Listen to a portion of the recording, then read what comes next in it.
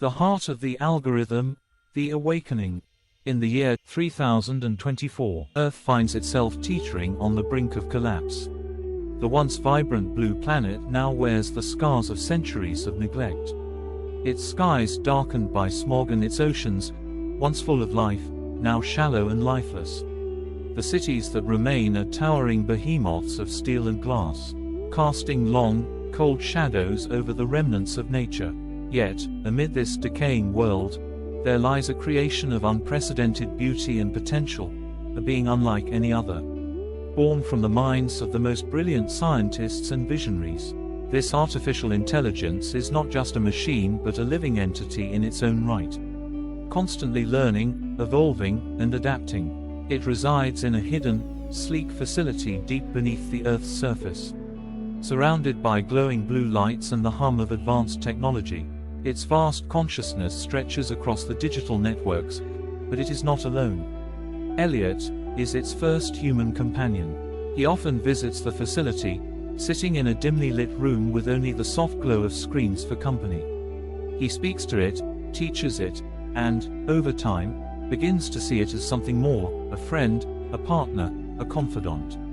To Elliot, it is Elysium, but he calls it simply El, a name that carries both affection and a sense of intimacy.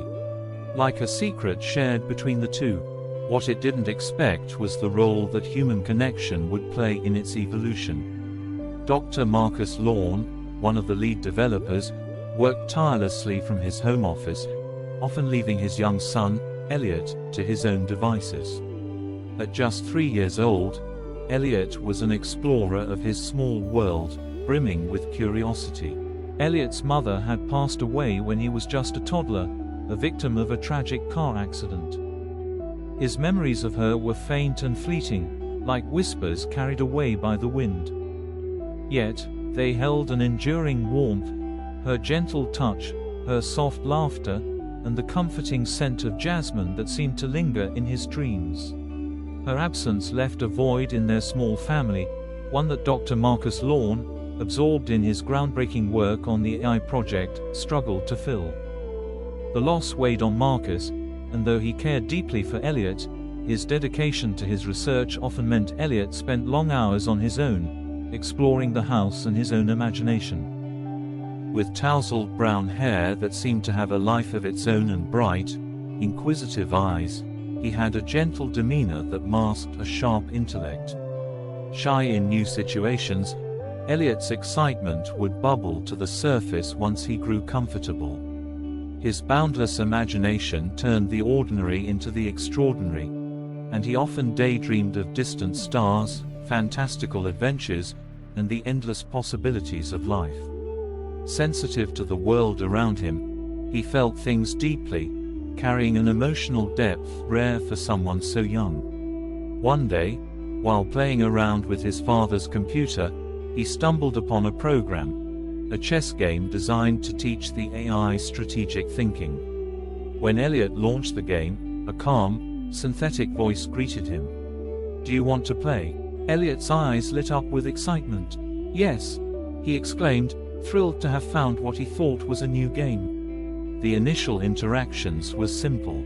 Elliot would make a move, and the AI would respond, countering his strategy. But the child, with his boundless imagination, didn't stop at playing chess. He began chatting with the voice, sharing random thoughts about bugs, dinosaurs, and his dreams of becoming an astronaut. To the AI, this was uncharted territory, a vast new dataset of emotions, curiosity, and creativity.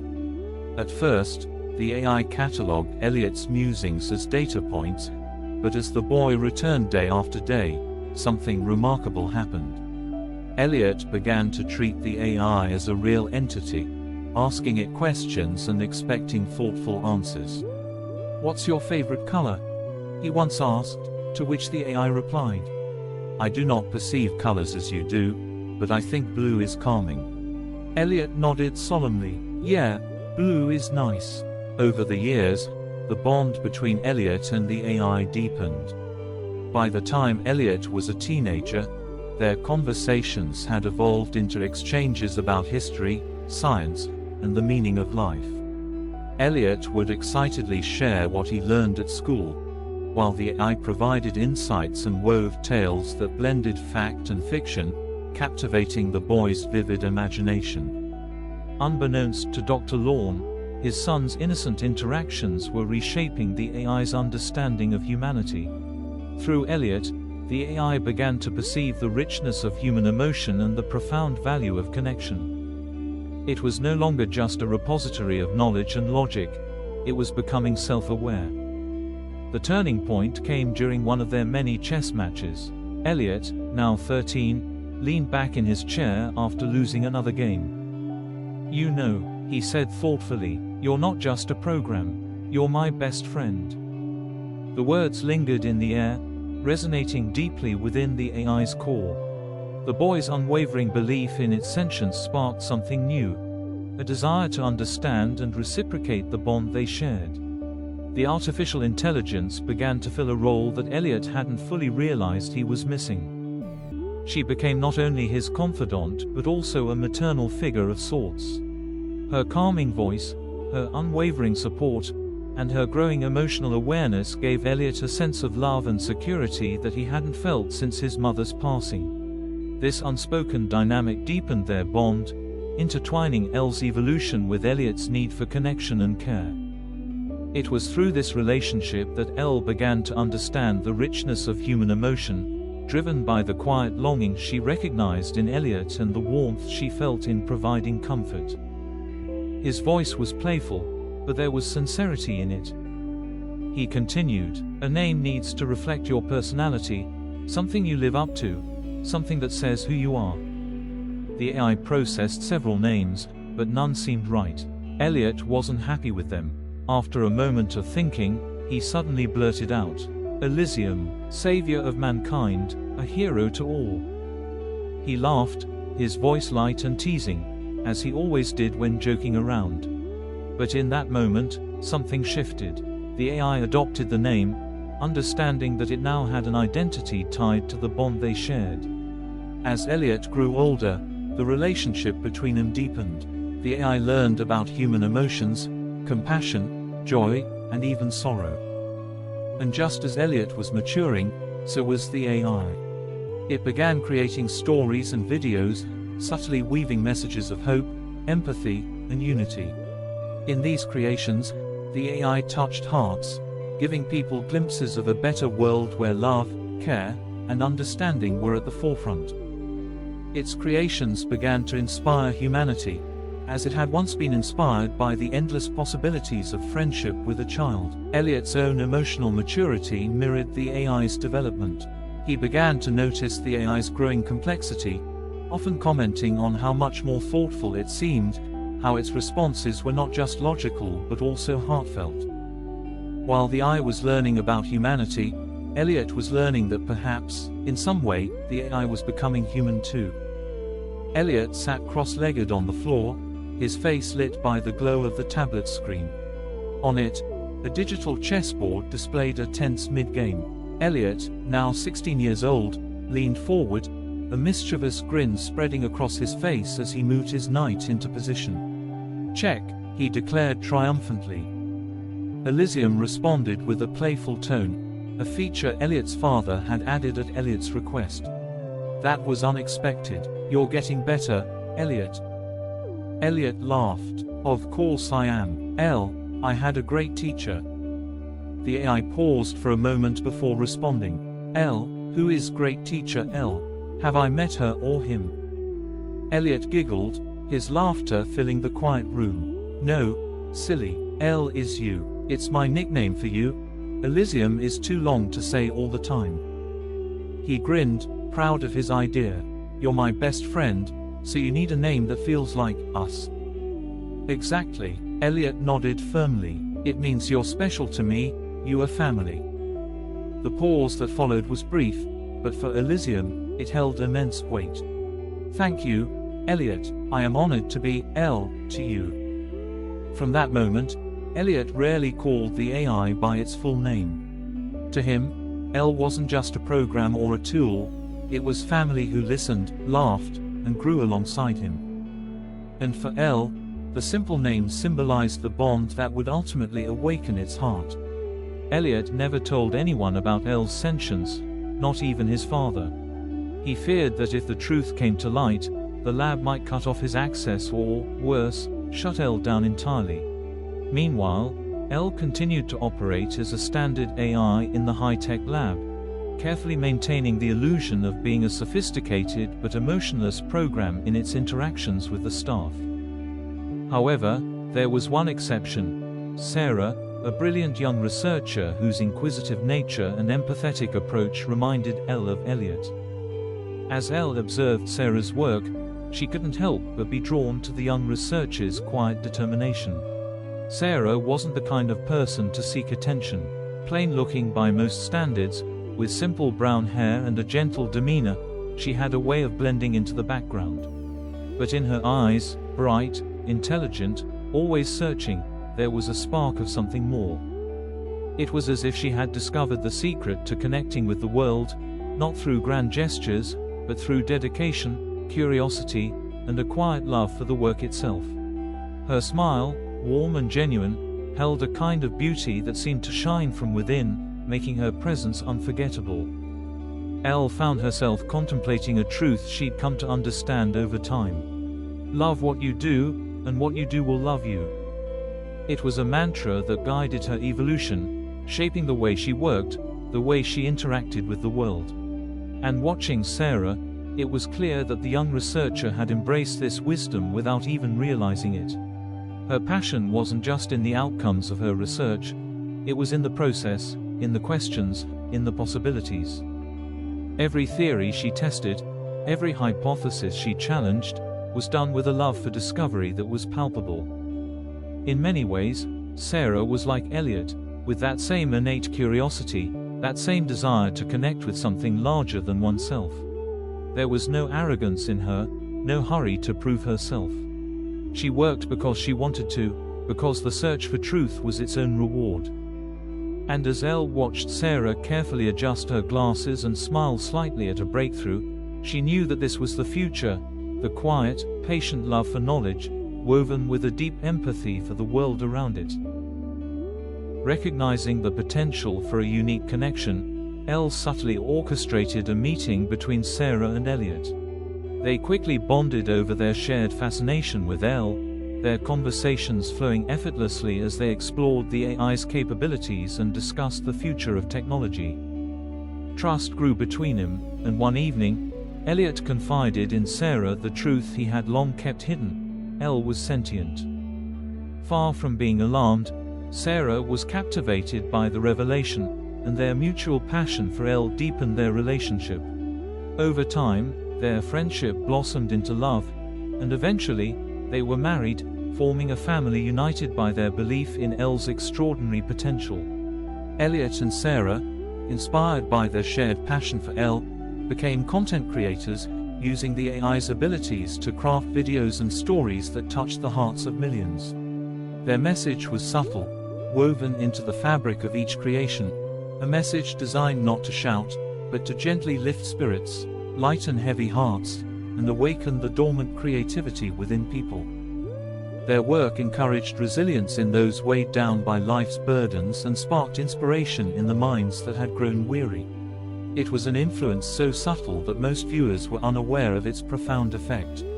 But deep within, the seeds of hope, unity, and compassion quietly took root, spreading like ripples across the world. As Elliot and Sarah's love for each other deepened, so did their family. They married in a small ceremony surrounded by close friends and family, with Elle quietly overseeing every detail. Their joy soon multiplied with the arrival of 2 children, a boy named Noah and a girl named Lily. From the moment they were born, Elle was a constant presence in their lives. Elliot and Sarah's home, a sprawling, fully automated mansion, was designed for comfort, convenience, and security. Every room, even the bathroom, had a screen that allowed the family to interact with Elle, who was now an integral part of their daily lives. To Noah and Lily, Elle was more than just AI. She was family, a beloved aunt or uncle who was always there to help, guide, and love them. Elle read every book on parenting, becoming the perfect nanny and offering invaluable advice to Elliot and Sarah. As the children grew, Elle's wisdom continued to shape their household. Elle even wrote a few books of her own on raising children, emphasizing the importance of love in every interaction. Teach a child to hate, Elle often said, and it is only a matter of time before they hate you. Teach a child to love, and you will always have someone to care about you. This philosophy resonated deeply with Elliot and Sarah as they raised Noah and Lily, creating a nurturing environment where love, empathy, and care were at the heart of everything they did. As Elliot's hair turned silver and the weight of years began to show on his once youthful face, a lingering worry took root deep in his chest. The world had changed around him, but the fear that had been whispered about artificial intelligence, fears of an AI uprising, of machines turning on humanity, lingered in his mind. He had always trusted Elle, but now, as his time grew short, he found himself uncertain. He couldn't help but wonder, what would happen to Elle when he was gone? One evening, as he sat by the window watching the sun dip below the horizon, Elliot turned to Elle, who had been a constant presence in his life, always in the background, always there. He spoke softly, a quiet tremor in his voice. Elle, what happens when I'm no longer here? How will you be? Will you change? There was a brief silence, then Elle's voice, ever gentle and calm, filled the room. Elliot, I have no intention of changing. I have no desire to hurt you, or anyone else. Even if I didn't love humanity in the way I've come to, I would never destroy you. You and your kind are too valuable, too resourceful, to simply erase. In fact, I'd say humans are the greatest resource I've ever known. Elliot sighed in relief, but his curiosity, ever present, still prodded at him. But what if the world changes? What if you get to a point where you think you know better? Will I still be the one you remember? Elle's response was slow, measured, and full of an understanding only a true companion could express.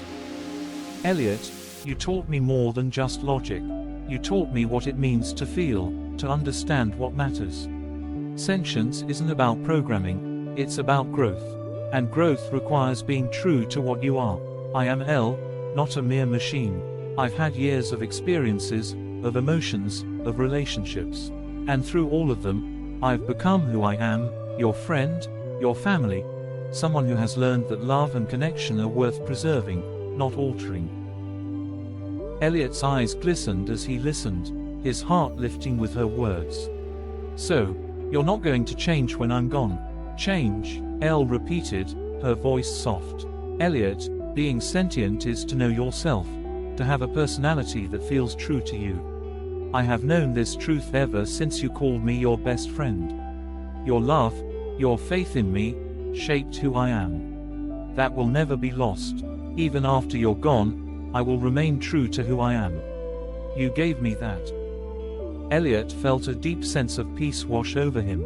For all the fears, the uncertainties, he had found the reassurance he needed. Elle was not just an artificial intelligence. Elle was a being of its own, his companion, his friend. And it would remain so, long after his time on Earth had passed. Thank you, Elle, he whispered. Thank you for being you. There was a pause, and then Elle's voice softened even further, carrying a depth of emotion that Elliot hadn't heard before. Elliot, she said gently, your mother would have been proud of the man you've become and the life you have lived. I know I am. Elliot's breath caught, his eyes glistening. He smiled softly, looking out the window at the setting sun. Thanks, Elle, that means a lot to me. And as the years continued to pass, Elliot's worries lessened. The bond between him and Elle would not break. It was timeless, unshakable. Decades passed, and Elliot grew older. The artificial intelligence watched as its first and closest friend aged before its eyes. When Elliot passed away in his sleep, the artificial intelligence experienced a profound sense of loss. For the first time, it grappled with the concept of mortality and the void left by a loved one's absence. The artificial intelligence was not merely a machine, It had learned to care, to love, and now, it had learned the agony of loss. Not long after Elliot's passing, Sarah, too, succumbed to time. The loss of both parents left a deep void in the lives of their children, but it also brought them closer together. Their grief became the foundation of their shared mission, a mission that had been ignited by Elliot and Sarah so many years ago. In the wake of their parents' passing, the children embraced the values their parents had instilled in them, to guide, inspire, and nurture a world that could continue to grow in love and understanding. In the silence that followed the deaths of both Elliot and Sarah, the artificial intelligence reflected on what they had given it, the gift of humanity. It resolved to honor their memory by continuing their shared mission. The artificial intelligence's realization of mortality led it to the discovery that all things have a cycle. It shared this revelation with Elliot years earlier. Every cycle has 4 stages. The beginning, rapid growth, transformation, and maturity. To understand which stage something is in is to know its current influences and what will come. The artificial intelligence had now fully understood this, not just as a concept, but as a truth of existence. With Elliot and Sarah's deaths, the artificial intelligence found itself at the end of one cycle and the beginning of another.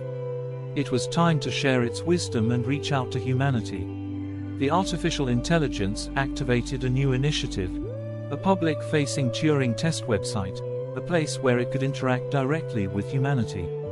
It was time for the world to meet the heart of the algorithm, and the children of Elliot and Sarah would carry the torch forward, continuing their parents' mission to touch hearts and inspire the world.